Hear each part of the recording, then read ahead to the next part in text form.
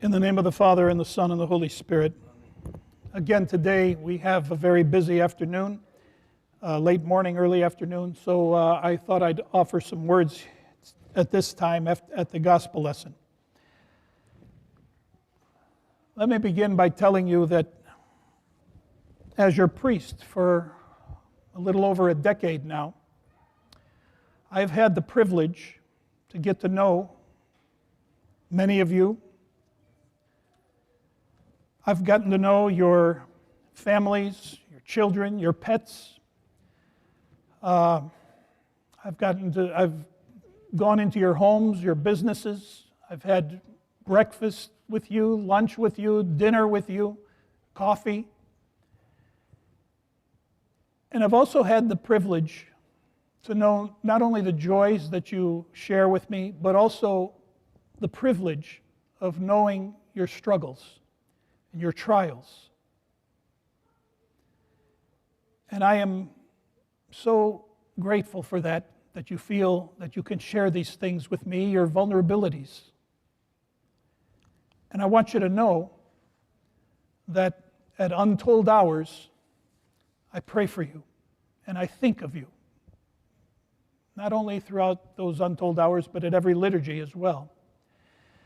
But now, in view of those private struggles that you've shared with me, I wonder what you think about the double miracle that we just heard in today's gospel lesson. How do you receive it? People in the scriptures being delivered from their struggles, their sorrows, in an instant, and yet our sorrows seem to stay and linger. The Lord, through these miracle accounts, constantly lets us know that yes, divine power comes from Him, no question. However, He also lets us know that the faith of those who received the healings also played a role in the healing.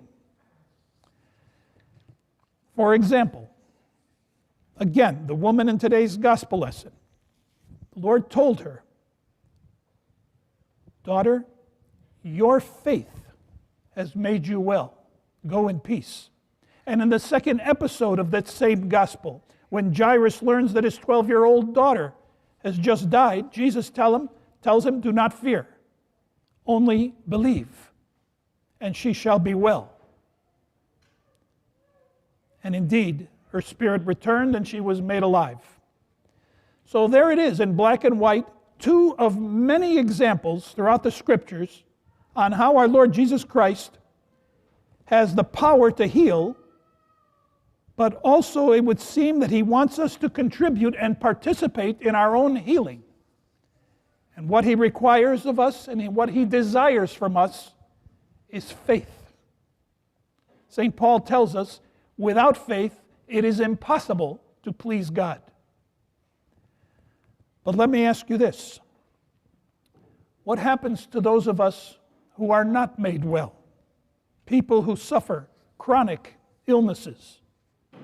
People who begin to feel as if they were almost created for this suffering, where there seems to be no relief in sight. Can someone dare say to these people, perhaps it is because they don't have enough faith to receive a miracle? Now, it's funny. When I originally was preparing for this sermon, I was prepared to answer that question and fully intended to say, no, that's preposterous. How dare you think that or assume that someone doesn't have enough faith to get their healing. I was all ready to defend it and say it, but then something happened. Some switch clicked in my head, and I went in another direction. And to the question about those who are sick and suffering, is it because they don't have enough faith? I began thinking, maybe it is. We so easily say we believe in God and we love God, but how does that belief And how does that love manifest itself? What evidence is there in your day-to-day life that you believe and that you love God? The woman with the issue of blood risked shame and public humiliation when she fought through the crowd to just touch, not him, and not just his robe, but just the fringe of his robe. She believed that if she just touched the fringe, she would be made well. She believed it, and she went after him. How many unheard miracles and unrecorded miracles has the Lord incurred on his people who pursue hard after him? St. John Chrysostom says, mysterious wonders and marvelous changes take place in the very person who partakes with their lips of the body and blood of Christ. How often, my friends, do you push through your fatigue, your indifference, your inconvenience on Sunday morning to accept the invitation of his mystical supper? Are our efforts in pursuing hard after the Lord haphazard? Is our faith anemic? Be honest with yourselves. It reminds me of the parable of the unjust judge who did not fear God, who did not regard man.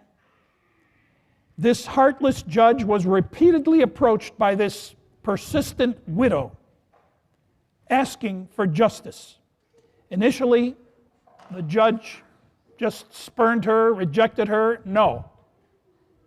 But after a while, he honored her request, not because out of kindness, but because he was being worn out by her persistence. Our Lord concluded in that parable, if a helpless widow wins her cause and wins her case by persistence before a callous judge, how much more will people of faith who pursue hard after the Lord, day and night, find justice from a loving Father? Is it as easy as that? If we make it a habit to come to church every Sunday and receive the body and blood, will we all of a sudden receive our miracles and healings? Maybe so. If we haven't done that, who knows? Maybe we need to do that. Especially if what we're up to, spending all our energy and all our living and all our worldly consolations and satisfactions and solutions aren't working. Just like the woman in today's gospel lesson, prior to her coming to Christ, she spent all her living on worldly solutions. Let me conclude with this. I don't want to make it sound like a magic wand or a secret formula so that we can manipulate God into getting what we want when we want it. But I know that going hard after God, I know this, He will bring some miracle to you. Something will happen if you go hard after God. Let it be so in our lives. Amen.